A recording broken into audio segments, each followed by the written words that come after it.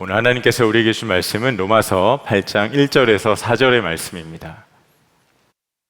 그러므로 그리스도 예수 안에 있는 사람들은 정죄를 받지 않습니다. 그것은 그리스도 예수 안에서 생명을 누리게 하는 성령의 법이 당신을 죄와 죽음의 법에서 해방하여 주었기 때문입니다. 육신으로 말미암아 율법이 미약해져서 해낼 수 없었던 그 일을 하나님께서 해결하셨습니다. 곧 하나님께서는 자기의 아들을 죄된 육신을 지닌 모습으로 보내셔서 죄를 없애시려고 그 육신에다 죄의 선고를 내리셨습니다. 그것은 육신을 따라 살지 않고 성령을 따라 사는 우리가 율법이 요구하는 바를 이루게 하시려는 것입니다. 아멘. 하나님의 말씀입니다. 네, 삶을 변화시키는 복음 두 번째 시간입니다. 지난 10월 첫 주에 제가 이 말씀을 전했을 때 도전을 하나 했었죠. 우리가 10월 한 달간 로마서를 한번 읽어보자. 스케줄은 개인이 짜지만 한번 도전해보자 했는데, 제가 지난 주일에 가코에서 한 형제를 만났는데 정말 도전을 한 형제가 있더라고요. 너무 반가웠습니다. 근데 말씀을 읽다가 중간에 좀 멈춰야 했대요. 좀 로마서가 어렵기도 하고. 그래서 몇 장에서 멈췄냐 물어봤더니 1장에서 멈췄답니다. 네. 근데 저는 그 마음이 너무 귀하더라고요. 이 말씀을 정말 읽고자 하는 마음이 하나님 주셔서 한 장까지 밖에 나가지 못했지만 그 순종하는 마음을 하나님 참 귀히 보셨겠다. 여러분, 만약에 로마서를 한 장만 읽어야 한다면 오늘 설교의 본문인 로마서 8장을 꼭 집에 가서 읽어보시기를 부탁을 드리겠습니다. 성경학자들이 로마서가 성경의 반지와 같은데 그 중에서도 8장은 반지에 있는 보석과 같다. 복음의 정수가 담겨져 있는 놀라운 성경이다. 그렇게 이야기를 합니다. 제가 왜 꼭 성경을 읽어보시라, 8장을 꼭 읽어보시라 부탁을 드리는가 하면, 이 복음이 우리의 삶을 정말 변화시키는 가장 실제적이고 강력한 능력이 되기 때문입니다. 우리가 잘 아는 허드슨 테일러, 중국 선교의 아버지와 같은, 너무나도 귀한 분이죠. 선교의 표본과 같은. 근데 이분이 날 때부터 선교사로 태어난 것이 아니라 사실은 청소년 때까지는 그의 집안에서 기도 제목이었습니다. 그의 어머니와 그의 누나가 그 동생과 아들의 영혼 구원을 위해서 기도했던 입니다. 근데 어느 날 주말에 집에 혼자 있을 때 그의 집에 있는 어떤 창고에 기독교 서적들이 좀 쌓여 있었는데, 그 가운데 한 권을 집어서 읽다가 한 문구에서 그의 시선이 사로잡히게 되죠. 그리스도께서 다 이루어 놓으신 일. 이 문장을 읽고 그거를 묵상하다가 한 가지 생각이 딱 떠오르는데, 내가 구원을 위해서 할 수 있는 일은 하나도 없는 거구나. 예수님께서 이미 2000년 전에 다 이루어 놓으신 거구나. 내가 구원을 위해 할 수 있는 게 아무것도 없는 거구나. 그럼 내가 할 수 있는 게 뭐가 있지? 생각을 하다가 한 가지 깨달아진 게 오직 하나, 겸손히 무릎 꿇고 내 마음에 그 주님을 모셔드리는 것. 그리고 나의 어떤 의로움과 행위가 아니라 오직 은혜로 나를 위해 모든 일을 행하신 주님을 감격 가운데 찬양하는 것. 그거 하나밖에 없겠구나. 그걸 깨닫게 됩니다. 이날 그의 전부가 바뀌게 되죠. 어떤 예수님이 행하신 특별한 이적과 기적, 체험이 아니라 2000년 전에 주님이 나를 위해 행하신 일을 눈여러 알게 되어서 그가 감격 가운데 주님을 만나게 된 것입니다. 여기서부터 시작된 겁니다. 우리는 허드슨 테일러가 선교적 DNA를 가지고 태어나서 그렇게 하나님께 쓰임받았다 여기지만, 그는 사실 아무것도 아니었고 복음을 만났기 때문에 오직 하나님 나라가 아니면 안 될 그 순종의 삶을 살 수 있었던 것이죠. 140년 전에 우리나라에 처음 왔던 선교사님들, 언더우드 선교사님, 아펜젤러 선교사님, 여러분, 그들이 왜 이역만리, 그 당시 서방 세계에 알려지지도 않았던 조선 땅에 와야 했죠? 젊음을 바쳐서. 양화진에 가보셨습니까? 양화진에 가면 정말 눈물 없이는 들을 수 없는 선교사님들의 그 순종과 또 순교의 스토리가 가득 담겨져 있습니다. 우리가 잘 아는 유명한 이야기를 참 많이 있죠. 여러분, 무엇이 그들의 젊음을 이 조선을 위해서 바쳐야 했던 거죠? 우리가 올 여름에 해외와 국내 선교를 정말 많이 나갔다 왔습니다. 여러분, 우리가 왜 선교를 다녀왔죠? 오늘 우리 정화자매, 또 후인자매, 연선자매 1년간 미션 플랫폼 파송받는데 왜 1년이란 그 소중한 시간을 일본까지 가서 선교 훈련을 받아야 되는 겁니까? 이유는 딱 한 가지입니다. 복음입니다. 복음. 복음 때문에 그렇습니다. 여러분, 정말 복음을 만나면, 복음의 능력을 경험하면 이전과는 다른 삶을 살고 싶어집니다. 하나님 나라의 눈이 열리고 하나님이 기뻐하시는 일에 정말 내 마음과 삶을 들여 순종하고 싶고, 그리고 이전과는 다른 내 삶의 모습을 정말 갈망하면서 순종하며 살고 싶은 그런 마음. 정말 여러분 다 경험해 보셨죠? 여러분들이 주님을 만났을 때 주님께서 주시는 그 은혜, 감격, 정말 황홀하죠. 빼앗기기 싫고, 정말 천국, 지금 내 삶이 천국과 같고, 그 어떤 반전 영화보다 더 극적인 게, 날 때부터 죄인 되었던 내가 주님의 은혜로, 나는 아무것도 한 게 없는데 구원받은 이 놀라운 복음의 능력이잖아요. 그런데 문제는 그 기쁨이 오래가지 않는다는 겁니다. 하나님께서 이 유통기한이라도 정해 놓으신 걸까요? 왜 그런 거죠? 저는 기독교 집안에서 목사 아들로 태어나 자랐습니다. 교회 울타리 밖을 벗어나 본 적이 없는. 그런데 예수님은 21살 신학교 2학년 때 만났습니다. 21살 여름방학 때 중국 여행을 갔다가 코를 크게 다치는 사고를 당하고, 제 인생에 있어서는 정말 가장 큰 시련과 아픔과 상실감과 절망 가운데 있을 때 그냥 지푸라기라도 잡는 심정으로 철야라도 해봐야지 해서 철야하다가, 철야 중에 하나님께서 어느 날 밤에 십자가를 바라보는 눈을 활짝 열어주셔서 그렇게 주님을 만났습니다. 주님을 만났던 날, 그날 밤 너무 황홀하더라고요. 내가 뭐라고 주님이 나를 이렇게 사랑하시나, 자기 아들보다 나를 이렇게 사랑하실 수 있나, 이해가 안 되더라고요. 이 복음 평생 전하다 죽어도 여한이 없겠구나. 너무 기뻤습니다. 그런데 참 난감한 일이 벌어졌는데, 이 주님을 만난 감격과 기쁨이 채 하루도 지나기 전에 시작된 게 뭔지 아세요? 갈등입니다. 갈등. 죄로 인한 갈등. 이전에는 죄로 여기지 않았고 대수롭지 않게 여겼던 것이 죄로 여겨지고, 정말 하나님의 말씀 따라 거룩하고 순종하며 살고 싶은데, 정말 주님이 기뻐하신 일만 하고 싶은데 저 안에는 옛사람의 죄에 대한 반격이 만만치가 않더라고요. 작은 죄 하나에도 넘어지고, 너무나도 연약하고 무능한 제 자신을 보며 얼마나 좌절을 했는지 모릅니다. 내가 차라리 주님을 안 만나는 게 내 삶에 더 정신건강에 좋지 않았을까? 이건 정말 주님을 안 만나는 게 내 삶에 더 도움이 되지 않았을까 싶을 정도로 그 이후에 몇 년 동안 죄에 대한 깊은 시름을 갖게 됐었죠. 여러분, 우리가 예수님을 영접하고 달라지는 게 뭐가 있죠? 하루아침에 우리가 성인 군자가 되는 겁니까? 저는 그럴 줄 알았습니다. 그런데 제가 주님을 만나고도 제가 생각하는 거, 말하는 거, 행동하는 거, 판단하고 결정하는 거, 시간을 쓰는 방식, 돈을 쓰는 방식까지 다 그 안에 죄성이 있더라고요. 그러나 달라지는 거 딱 하나 있더라고요. 갈등이 시작됩니다. 갈등. 그 문제에 대해서 싸우기 시작하는 것이죠. 어느 목사님이 대학교 때 예수님을 만나고 또 다니던 학교의 CCC를 통해서 구원의 확신을 얻게 되었는데, 그렇게 그 감격 가운데 하나 결단한 것이 이제는 정말 죄 안 짓고 살고 싶다. 작은 죄라도 이기며 살고 싶다. 결심하고 결단했답니다. 그런데 여러분, 이걸 결심한다고 이겨집니까? 아무리 결심하고 마음을 고쳐먹고 생각을 바로 잡아도 죄가 이겨지지를 않더래요. 그러다가 이 목사님이 무엇을 결심했나? 혈서라도 한번 써봐야겠다. 혈서. 그래서 손가락을 이빨로 깨물어서 피를 내쓰려고 하는데, 여러분, 사람은 손가락이 이빨로 잘 안 깨물어진다고 합니다. 그래서 해도 안 되니까 손가락만 아프니까 면도칼로 이렇게 손가락을 쭉 찔러서 이렇게 피를 내서 혈서를 썼대요. 절대 죄 안 짓고 살겠다. 자기 책상에다 붙여놨답니다. 처절하죠, 정말.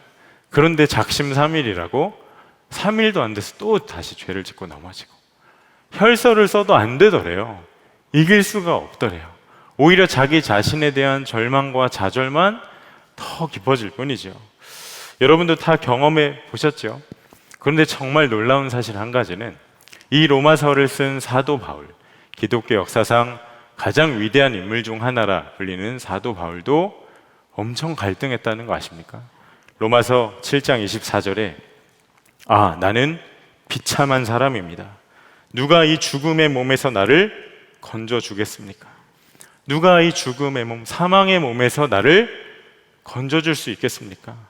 여러분, 이건 죄가 너무 좋아서 죄 짓고 넘어진 자가 어쩔 수 없이 하는 한탄이 아닙니다. 정말 죄 안 짓고 싶어 처절하게 살다 넘어진 자의 탄식인 것이에요. 치열하게 죄와 싸웠던 자의 그 탄식과 그 아픔, 혈서를 썼던 그 목사님이 이와 같은 마음이었겠죠. 그 안에 생명이 있기 때문에 하는 갈등이라는 말인 겁니다. 여러분, 죄로 인한 괴로움이 있으십니까? 어떤 문제에, 아킬레스건과 같은 내 삶의 어떤 영역에 여러분이 늘 번번이 무너지고 무기력함을 느끼고 계신가요? 하지만 내가 또 넘어졌네, 나는 안 되나 봐, 나는 예수님 믿어도 별 능력이 없어, 이렇게 낙심하고 좌절하는 것보다 더 주목할 게 있는데 내 안에 그 죄로 인한 갈등이 있느냐는 것입니다. 왜 그렇죠? 그것이 내가 영적으로 살아있다는 증거가 되니까요. 그게 시작되었다면 내 안에 은혜가 시작된 것이죠. 여러분, 예수 안 믿는 사람은 죄로 인해 이런 고민과 갈등, 탄식 절대 하지 않습니다.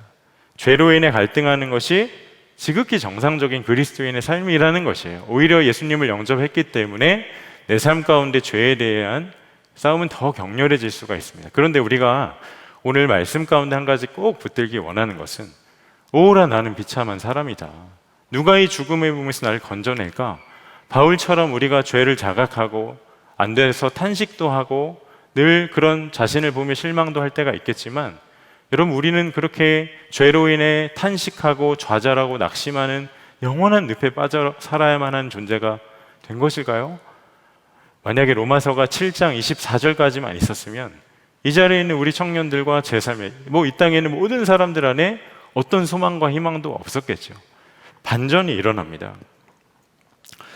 로마서 7장 25절에서 우리 주 예수 그리스도를 통하여 나를 건져주신 하나님께 감사를 드립니다. 분명 24절에서 누가 이 죽음의 몸에서 나를 건져낼 수 있을까 탄식하던 바울이 뜬금없이 주님께 감사를 드립니다. 여러분, 어떻게 이렇게 감사할 수 있죠? 그 탄식에 대한, 인생의 문제에 대한 해답을 주님이 주셨기 때문에. 로마서 8장 1절이 말씀하죠. 그러므로 그리스도 예수 안에 있는 사람들은 정죄를 받지 않습니다. 개역개정에서 이렇게 기록되어 있습니다. 그리스도 예수 안에 있는 자에게는 결코 정죄함이 없나니. 결코 정죄함이 없다. 성경은 우리에게 분명히 말씀하고 있죠. 그리스도 안에 있는 자, 정죄함이 아예 없다고 말씀하시는 거예요. 하나님께서 우리의 일거수일투족을 아시고 그 누구보다 나를 가장 잘 아신 하나님께서 나에게 고발할 어떤 것도 찾지 않으신다고 말씀하시는 거예요. 여러분, 이게 어떻게 가능하죠? 2절 말씀에 그것은 그리스도 예수 안에서 생명을 누리게 하는 성령의 법이 당신을 죄와 죽음의 법에서 해방하여 주었기 때문입니다. 우리가 정죄로부터 해방을 받았기 때문에. 어떻게 이게 되죠? 그리스도 예수 안에 있는 생명의 성령의 법이 우리로서는 결코 이길 수도 극복할 수도 없는 죄와 사망의 법으로부터 완전히 자유케 해주셨다는 것이에요. 여러분, 예수님께서 십자가에서 죽으실 때 무엇을 하셨나? 우리를 그렇게 정죄했던, 그래서 그 누구도 의에 이르지 못하게 만들었던, 그래서 자신의 실상을 보며 탄식하고 비참해하고 절망했던 그 율법을 주가 육신을 입고 십자가에 죽으심으로 오히려 그 율법을 정죄하셨죠. 이 말은 주님의 은혜가 율법을 완전히 이겼다는 겁니다. 십자가에서 단번에 이루어진 승리가 되는 것이죠. 그래서 그리스도 안에 있는 자 정죄함이 없다라고 말씀을 하시는 거예요. 그러니까 우리 삶으로 가져오면 내가 매일 죄와 치열하게 싸워서 죄를 이겨야지만 정죄함이 없다라고 인정해 주시는 게 아니라, 적어도 혈서 정도는 써야지 주님이 날 정죄함이 없다라고 인정해 주시는 게 아니라, 이미 2000년 전에 십자가에서 주님이 나의 정죄를 끝내시고 그 주 안에 있는 자 오직 은혜 안에 살아가게 되었다, 성경이 분명히 우리에게 말씀하시는 겁니다. 여러분, 이것을 정말 믿으시나요? 그런데 결정적으로 그것을 우리 안에서 누가 확증해 주시는가? 그것은 그리스도 예수 안에서 생명을 누리게 하는 성령의 법이, 생명을 누리게 하는 성령의 법. 여러분, 이게 뭐죠? 거룩하신 영 성령께서 우리 안에 거하심으로 그 일을 이루어 나가신다라는 것입니다. 여러분, 예수님께서 우리에게 분명히 약속하셨죠. 요한복음 14장 18절에 내가 너희를 고아와 같이 버려두지 아니하고 너희에게로 오리라. 여러분, 예수 믿는 사람이, 성도가 이 세상에서 누릴 수 있는 가장 큰 복이 뭘까요? 많은 돈을 얻는 걸까요? 많은 인기를 누리는 걸까요? 내 이상형 만나서 좋은 사람과 결혼하는 걸까요? 그게 아닌 거 우리 선배님들께 이따 여쭤보시길 바랍니다. 뭘까요, 도대체? 우리가 이 세상에 누릴 수 있는 가장 좋은 거. 하나님이 우리와 함께 하심, 성령께서 내 안에 계심임을 저는 믿습니다. 그렇다면 성령님이 우리 안에서 무엇을 하시는 거죠? 우리가 거룩한 삶을 살아갈 수 있도록 은혜 안에 살아가게 하신다라는 것이에요. 4절에서 말씀하죠. 그것은 육신을 따라 살지 않고 성령을 따라 사는 우리가 율법이 요구하는 바를 이루게 하시려는 것입니다. 여러분, 우리는 예수님을 영접하는 순간 존재가 완전히 바뀌었습니다. 성경은 분명히 말씀하죠. 하나님께서 나를 있는 모습 그대로 사랑하신다. 여러분 다 동의하시죠? 너무 감격스럽지 않나요? 그런데 또 말씀하는 것이 하나님은 우리를 있는 모습 그대로 놔두시지는 않습니다. 복음은 우리에게 분명히 요구하죠. 너는 예수님 안에서 완전히 변화된 자야. 이제는 그 죄와 사망에 매여 살 필요가 없어. 은밀한 죄에 묶여서 다른 사람을 정죄하고 미워하고 판단하고 거짓되고 은밀하게 방탕하게 그렇게 살 필요가 없는 자가 되었어.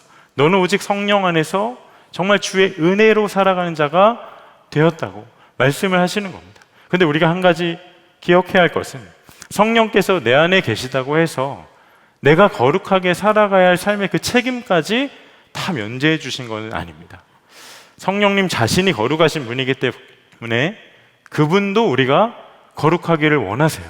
우리 안에 계신 성령께서. 그런데 문제는 사도 바울의 고백처럼 혈서를 써도 죄를 이길 수 없었던 그 목사님처럼 주님 만나고도 시작된 죄로 인한 갈등 때문에 깊이 낙심했던 저의 모습처럼 우리는 이 사망의 몸, 육신을 입고 있기 때문에 절대 그렇게 못 삽니다.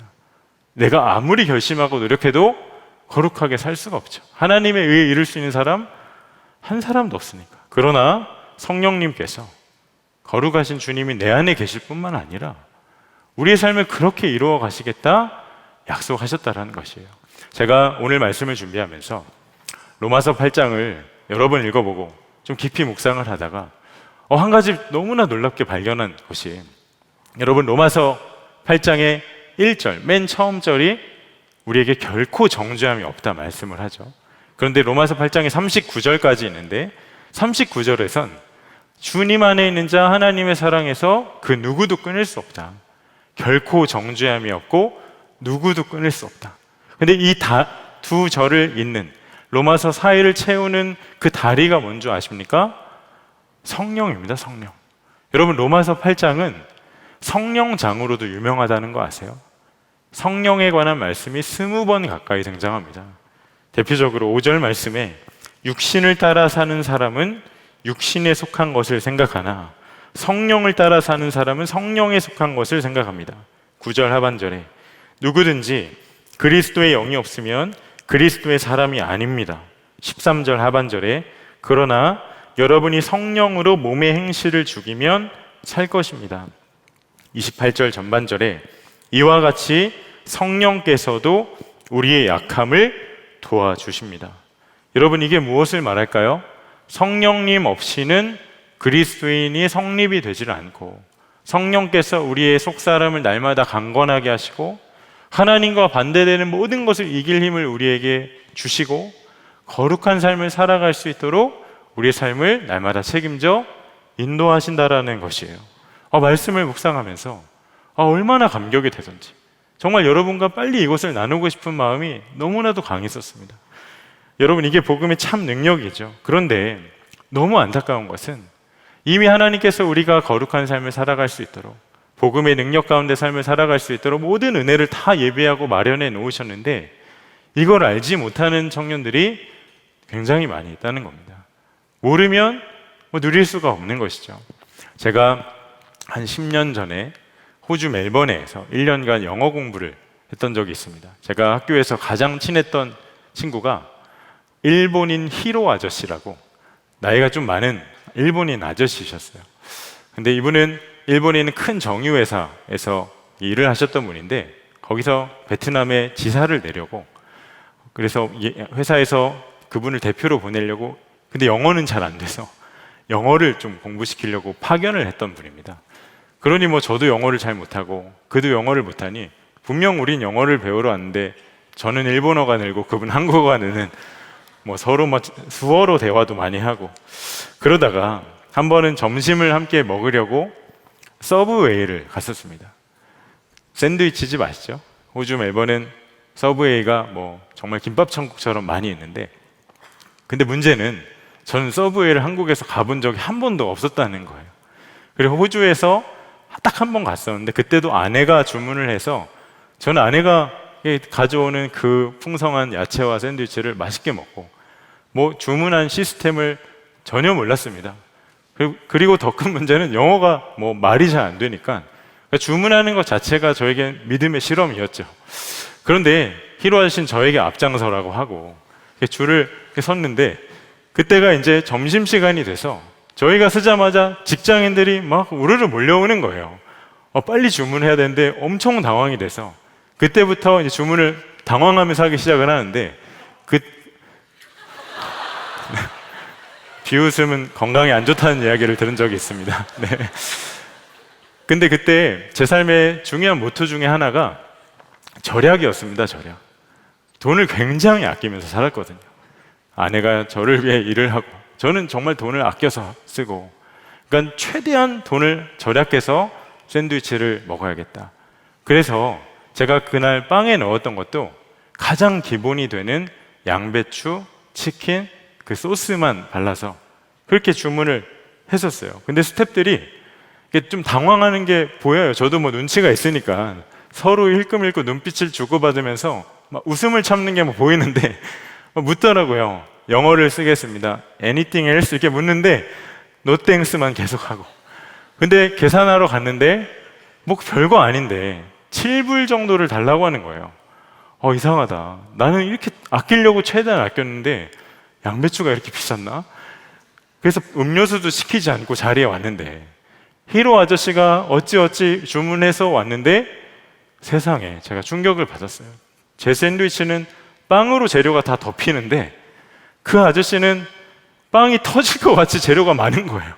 마음에 도대체 그 회사에서 돈을 얼마나 많이 받길래 이런 샌드위치를 시키나 물어봤습니다. 얼마냐고. 제가 엄청난 충격을 받았던 게 제 거랑 똑같은 가격이었어요. 알고 보니까 같은 가격 안에 특별한 재료 몇 개는 빼고 모든 야채를 다 넣을 수가 있었더라고요. 그래서 히로 아저씨는 제가 불쌍했는지 자기가 먹던 콜라 반을 일찍 남겨주더라고요. 그날 밤에 제가 아내에게 난 바본가 봐. 나는 서브에도 주문도 못하고 바본가 봐 하고 있는데 문득 깨달아지는 게, 그 같은 값 안에 모든 재료를 누릴 수 있는 은혜가 다 주어져 있음에도 그걸 알지 못해서 누리지 못했던 멍청한 실수를 한 것처럼, 이미 하나님 내 삶 가운데 내가 누려야 할 은혜 모든 값을 다 2000년 전에 지불하셔서 다 마련해 놓으셨는데 내가 이거 입고 살 때가 얼마나 많이 있나. 하나님 그때 진짜 당황스러워 하시겠다. 내가 하나님 당황시키는 삶을 살고 있었구나 깨달아지더라고요. 여러분, 서브웨이가 익숙한 여러분들에겐 제 실수가 정말 미련한 이야기처럼 들릴 수 있을지 모르지만 제가 바보라서 그런 게 아니라 내가 주님께 받은 은혜가 어떤 은혜인지, 주님이 나를 위해 행하신 일이 어떤 일인지를 모르면 아무리 노력하며 발버둥치며 잘 살아도 하나님 앞에 미련한 삶을 살 수밖에 없다라는 것이에요. 오늘 우리가 꼭 잊지 말아야 할, 복음의 능력 가운데 살아야 할 두 가지 성령의 그 능력을 여러분과 함께 나누고 싶습니다. 먼저 성령님은 우리의 생각을 이끌어 삶을 변화시키는 분이세요. 이 말은 우리가 생각에서부터 성령님을 따르는 삶의 눈이 열려야 한다는 것입니다. 오늘 로마서 8장 5절에서 8절을 보면 육신을 따라 사는 삶과 성령을 따라 사는 삶을 대조하는 말씀이 있죠. 5절과 6절을 보면 육신을 따라 사는 사람은 육신에 속한 것을 생각하나 성령을 따라 사는 사람은 성령에 속한 것을 생각합니다. 육신에 속한 생각은 죽음입니다. 그러나 성령에 속한 생각은 생명과 평화입니다. 여러분, 우리가 죄에 무너지는 단계가 있다는 거 아십니까? 먼저 생각에서 무너지고 그 다음에 행동에서 무너지는 겁니다. 그러니 죄된 행동 버리고 우리가 정말 거룩하게 살려면 뭐부터 해야 되죠? 생각을 잘 지켜야 합니다. 근데 5절에서 성령을 따라 사는 사람은 성령을 따라 행동한다가 아니라 생각한다 라고 말씀했어요. 그러니 우리의 생각에 성령께서 주시는 아주 거룩한 것을 정말 가득 채워야 한다는 것이죠. 그럼 어떻게 이걸 할 수 있을까요? 우리 마음과 생각에 늘 말씀을 채우는 것입니다. 디모데전서 4장 5절에 하나님의 말씀과 기도로 거룩하여짐이라. 여러분, 이 기록된 말씀이 우리를 어떻게 거룩하게 만들 수가 있죠?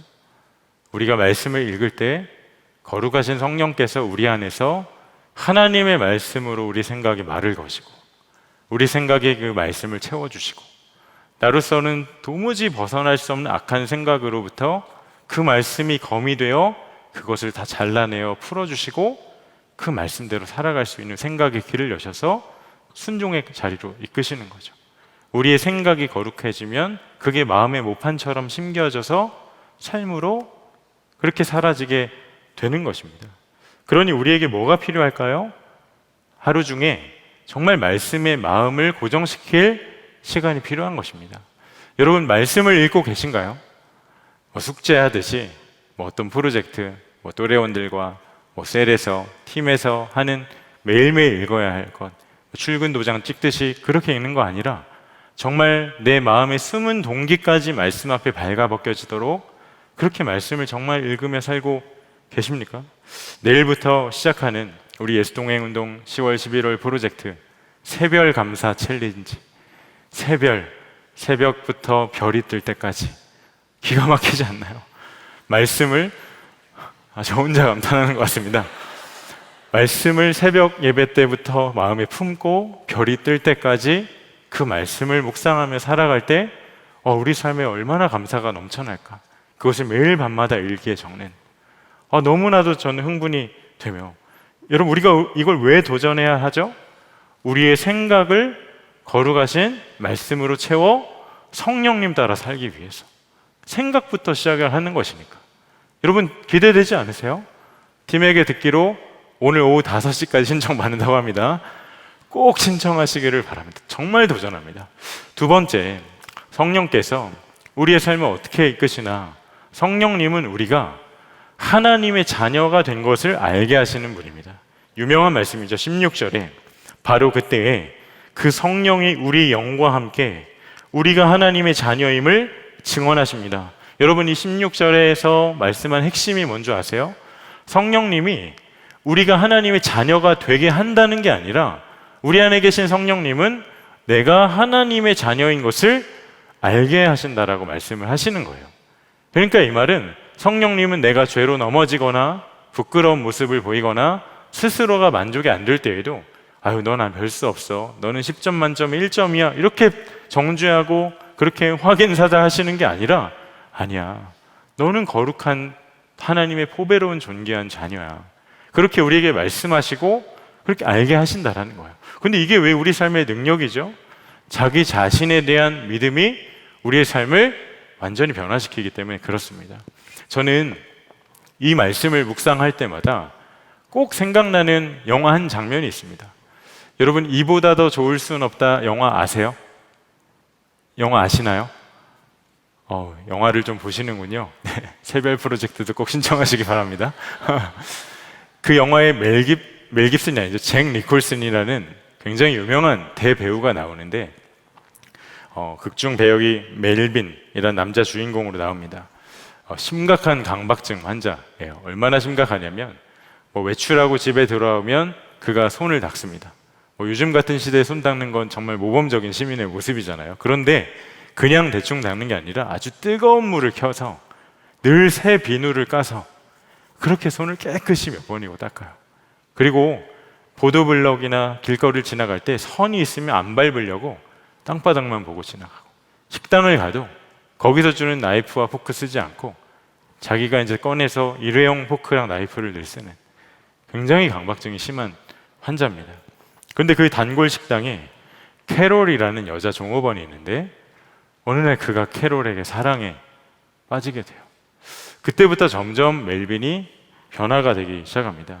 영화 속에 참 유명한 장면인데 그 캐롤이란 자매가 멜빈에게 문득 이렇게 좀 요청을 해요. 멜빈, 나에게 좀 칭찬을 좀 해줘봐요. 칭찬. 근데 뭐 여러분 들어서 알겠지만 멜빈은 뭐 칭찬의 칭도 모르는 굉장히 그 마음이 좀 그렇게 뭐 이렇게 말하는 게 좀 자연스럽지 않은 그런 사람이었어요. 한참을 머뭇거리다가 캐롤에게 이렇게 얘기합니다. 나는 고쳐야 할 병이 있는데 제 담당 의사가 말하기를 나와 같은 사람에게는 약이 50에서 60%가 된다고 합니다. 그런데 저는 약에게 hate, 증오라는 표현을 쓸 정도로 약을 싫어합니다. 그런데 제가 캐롤 당신을 만나고서부터 약을 먹기 시작했습니다. 근데 캐롤은 이게 뭐지? 이게 무슨 칭찬이지? 좀 갸욱한 거예요, 여러분처럼. 그래서 또 물어봤습니다. 좀 명확하게 칭찬 그 의미를 좀 설명해 줄 수 있겠나요? 있을까요? 했는데 멜빈이 뭐라고 이야기했나? 당신은 나에게 더 좋은 사람이 되고자 하는 소원을 주었습니다. 캐롤이 찐 감동을 해서 이렇게 말해요. 내 인생들은 최고의 칭찬입니다. 여러분, 캐롤이 멜빈에게 인생 최고의 칭찬을 들었지만 사실 멜빈이 캐롤에게 받은 선물보다 더 클 수는 없죠. 여러분, 지금보다 더 좋은 사람이 되고자 하는 소원, 지금의 내 모습보다 더 나은 사람이 되고자 하는 이 소원을, 이것보다 더 큰 선물이 어디 있겠어요? 그런데 우리의 삶 가운데 멜빈에게 캐롤이 그런 역할을 했던 것처럼 우리의 삶 가운데 그 역할을 누가 하시나? 성령님께서 우리 안에 하신다라는 것이에요. 성령이 친히 우리의 영과 더불어 우리가 하나님의 자녀인 것을 증언하시나니, 주님께서 내 안에 오셔서 끊임없이 말씀하세요. 너는 존귀한 하나님의 자녀야. 너는 정말 보배로운 하나님의 자녀야. 세상에 시시한 것, 이것저것 기웃거릴 필요가 없는 너무나도 보배롭고 존귀한 자야. 그렇게 삶을 살아가요. 여러분, 그렇게 말씀하시는데 우리가 어찌 예전 모습 그대로, 이 모양 이 모습 그대로 살아갈 수가 있을까요? 자기 자신에 대한 믿음이 여러분 삶을 정말 변화시킵니다. 난 하나님의 거룩한 자녀고 하나님 앞에 귀하게 쓰임받을 사람이야. 여러분, 그런 자의식이 있는 사람, 스스로 그런 확신이 있는 사람, 세상의 더럽고 추한 일들에 대해 자기를 지킬 수 있어요. 나 자신에 대한 정체성으로 인해 나는 그런 일에 관여할 사람 아니야, 잘라낼 수 있는 거예요. 그런데 자기 자신에 대한 믿음이 없으면 막 살게 돼요. 왜? 그런 일을 마다할 이유가 없는 것이에요. 믿음이 우리의 삶을 변화시키는 겁니다.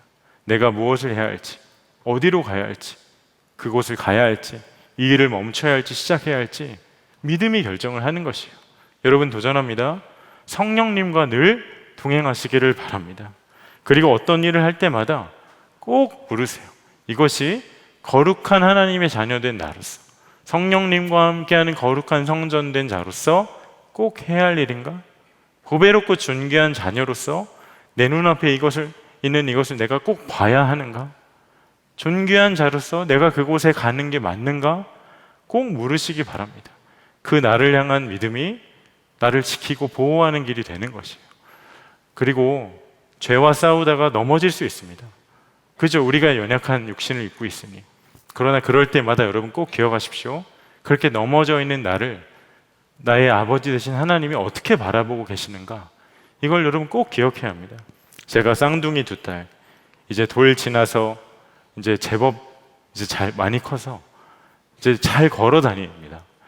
그러다 보니 한 가지 특징을 발견했는데 참 존경스러워요. 시간을 허투루 쓰지를 않아요. 이게 무슨 말인가? 한시도 가만히 있질 않아요. 네, 뭐 시간을 정말 허투루 쓰지 않아요. 그런데 그러다 보니 잘 넘어집니다. 아이들이 아직은 아기니까, 2살밖에 안 된 아기니까 잘 넘어져요. 근데 제가 아기들이 넘어져 있는 것을 기대하고 그것을 응원하진 않아요. 넘어질 때 얼른 찍어서 손자 손녀 보고 싶어하는 할아버지 할머니한테 보내드리지 않아요. 전 넘어지면 다시 일어날 걸 기대해요. 혼자 일어나기 힘들면 제가 일으켜 세워줘요. 그리고 혼자 가기 힘든 뭐 장난감이나 이런 게 있으면 제가 손 붙들고 같이 동행해줘요.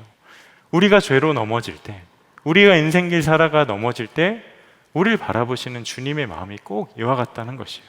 주님, 내가 넘어지면 아이고 이렇게 은혜를 허락하고 성령님이 함께 하시는데 별 수 없네, 포기하거나 정죄하지 않으세요.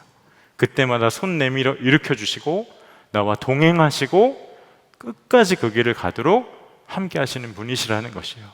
여러분, 무엇에 낙심하고 있습니까? 어떤 죄의 문제에 다름을 받고 있습니까? 우리 젊은이 교회가 믿음의 실험실이죠. 선배 때부터 17년 동안 믿음의 실험실로 지금까지 우리가 달려왔는데 죄의 문제 하나 해결하지 못하고 우리가 어떻게 믿음의 실험을 삶 가운데 할 수 있을까요?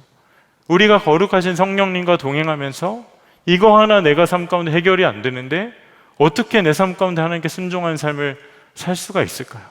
여러분, 이 시간 하나님 우리에게 기회와 선물을 주신 겁니다. 넘어져 있는 이가 있다면, 낙담해 있는 이가 있다면 우리가 넘어질 때 손 내미시는 주의 손 붙들고 오늘 꼭 일어나시기를 바랍니다. 그리고 절대 물러서지 마십시오. 우리의 탄식을 찬양과 감사로 변화시켜서 우리가 살아가는 평생의 삶 가운데 의로움 하나 없는 우리를 의롭다 하시며 그 거룩의 길을 걸어가게 하실 성령께서 저와 여러분의 삶을 지키시고 끝까지 책임져 이끄실 것을 믿습니다. 이 시간 우리 함께 찬양하고 주신 말씀 붙들고 기도함으로 주님 앞에 나아가도록 하겠습니다. 성령이 오셨네. 우리 함께 찬양하겠습니다.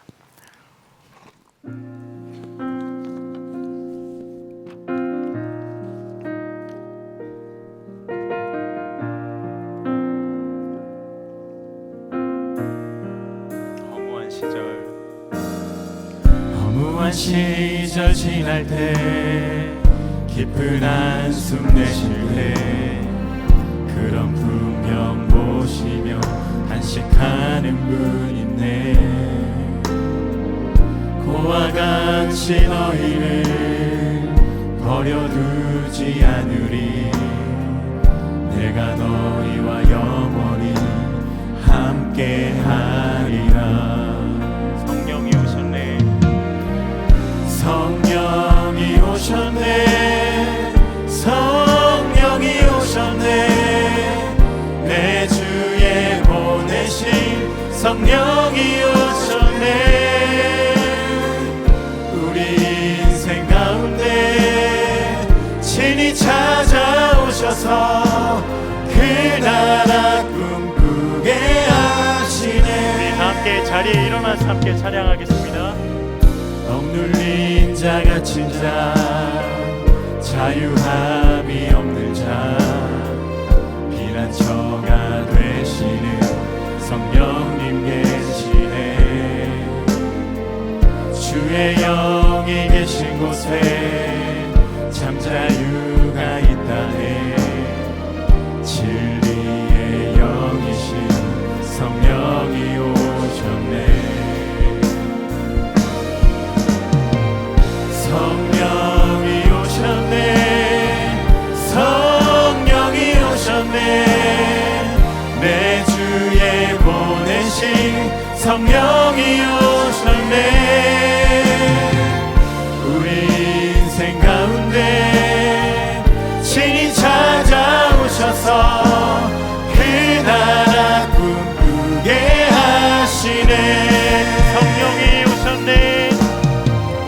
성령이 오셨네. 성령이 오셨네. 내 주에 보내신 성령이 오셨네. 우리 인생 가운데 친히 찾아오셔서 그 나라 꿈꾸게 하시네. 시간 먼저 함께 합심해서 기도할 때 사도 바울처럼 누가 이 사망의 몸에서 나를 건져낼 수 있을까? 깊은 탄식과 낙심과 절망 가운데 있는 이가 이 자리에 있다라는 마음이 듭니다. 오늘 하나님께서 우리에게 허락하신 복음의 능력은 그 삶에 더 이상 정죄함이 없다라고 말씀하신 겁니다. 우리가 이 복음 앞에 서는 시간 갖기를 원합니다.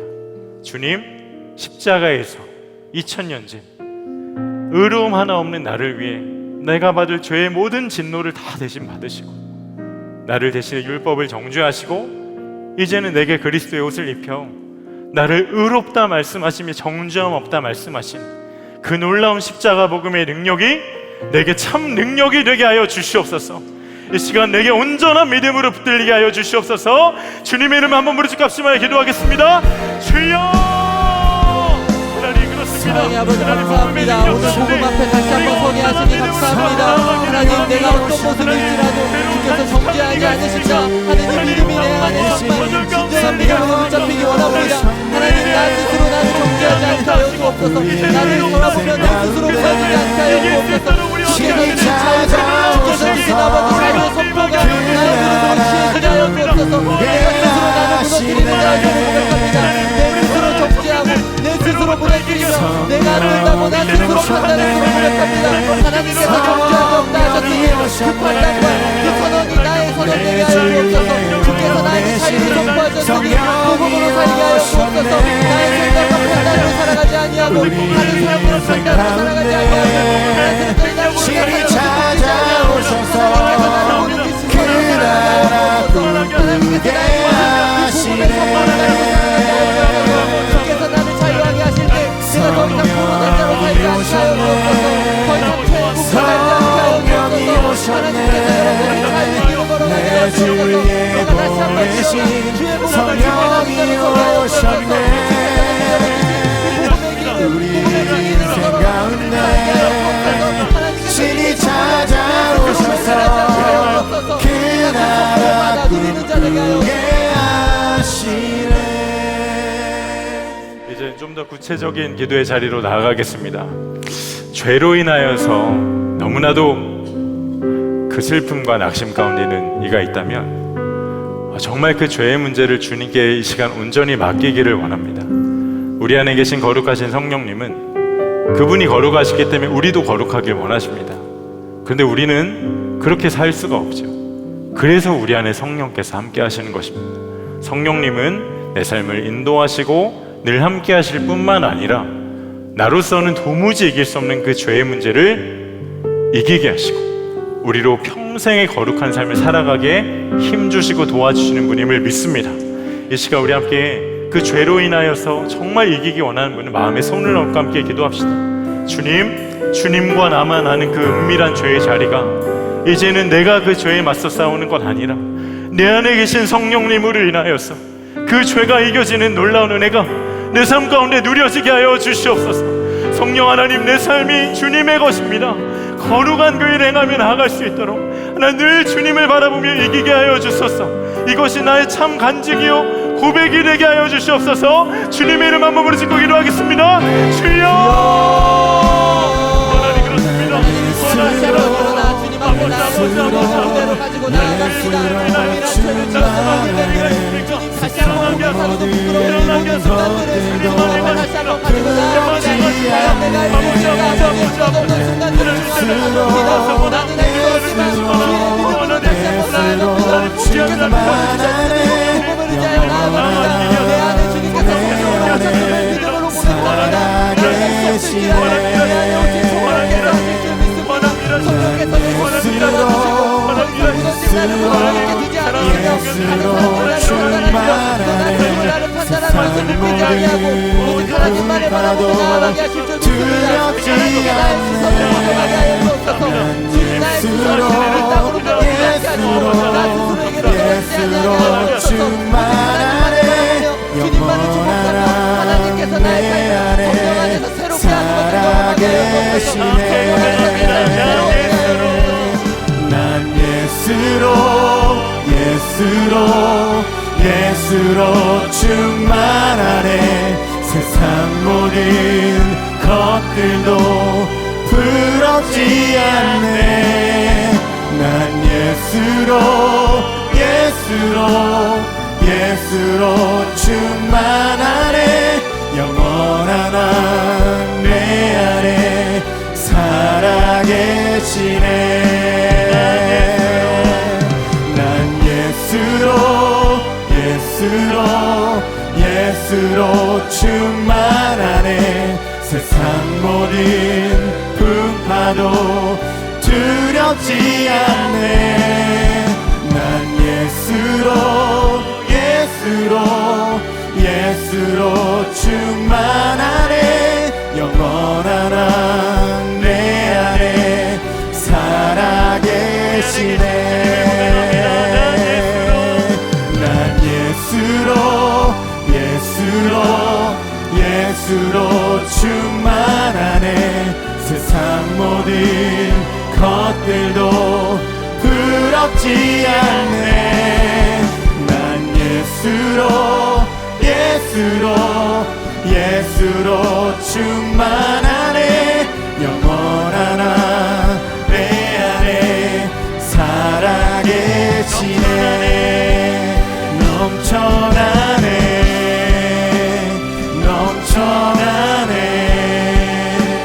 주를 향한 내 속에 갈망이 주님께로 날 이끌어 주소서. 주님을 더 원합니다.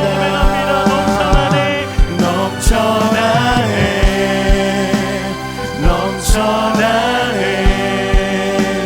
주를 향한 내 속에 갈망이 주님께로 날 이끌어 주소서. 주님을 더 원합니다.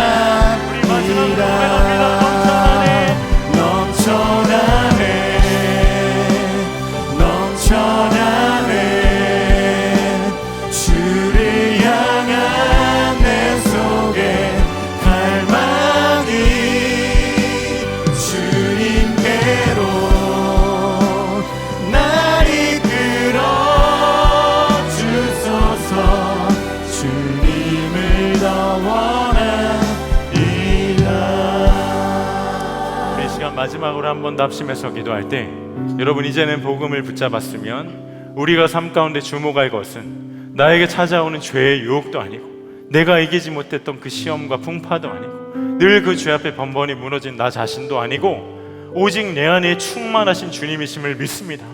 이 시간 우리 함께 기도할 때, 주님, 나의 모든 시선이 주님께로만 향하여 오직 주가 기뻐하시는 그 일에 순종만 하며 살게 하여 주시옵소서.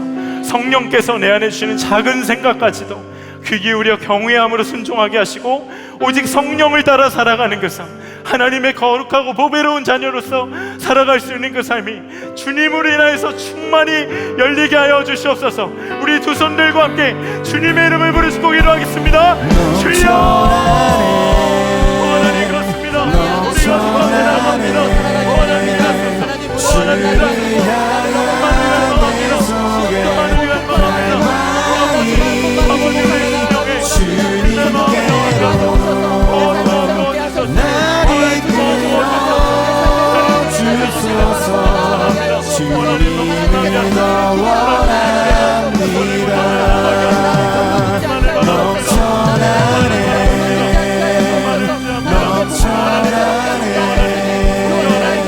주를 향한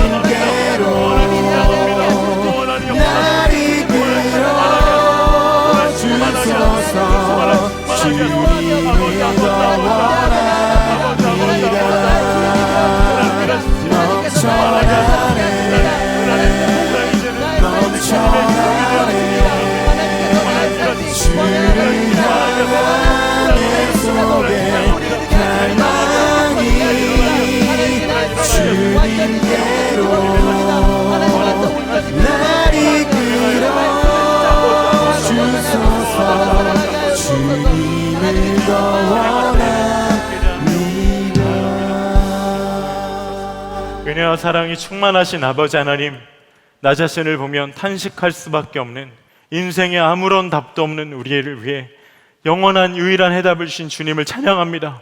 그리스도 안에 있는 자 결코 정죄함이 없다 말씀하신 복음의 능력이 이 자리에는 모두의 삶의 결론이 되게 하여 주시옵소서.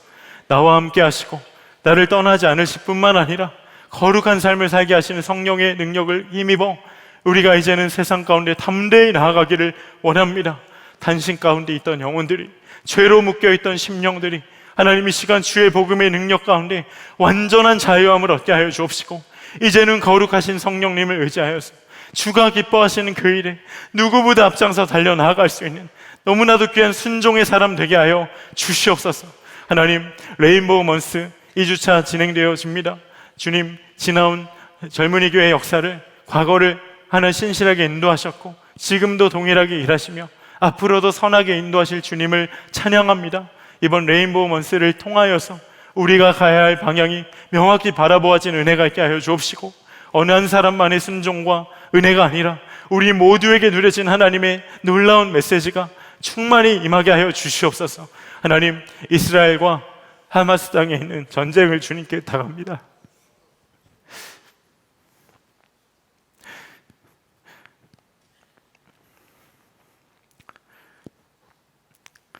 거룩한 그 땅이 하나님 무고한 희생이 있고 하나님 너무나도 가슴 아픈 일을 우리가 듣고 있습니다.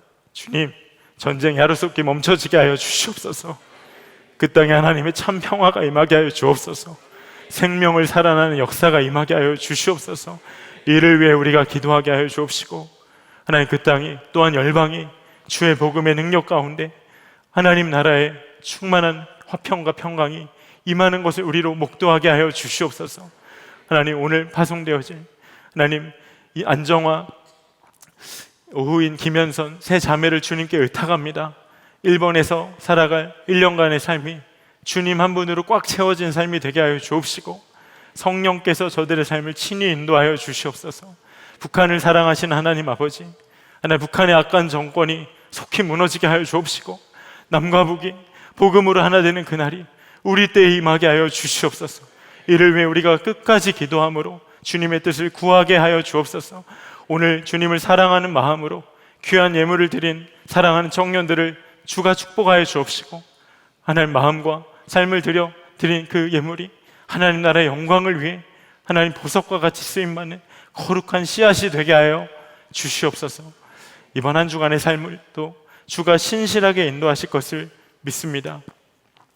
주 예수님의 은혜와 아버지 하나님의 말할 수 없이 크신 사랑하심과 우리의 삶을 끝까지 붙들어 신실하게 인도하신 성령님의 내주교통 충만하게 하심이 이 자리에 있는 모든 청년들과 특별히 오늘 파송받아 나아갈 안정화, 오후인 김현선 세 자매 위에, 또한 그 땅을 밟은 일본 땅과 이스라엘 그 지역 안에 온 열방 가운데 이제로부터 영원히 함께 하시기를 축원하옵나이다. 아멘.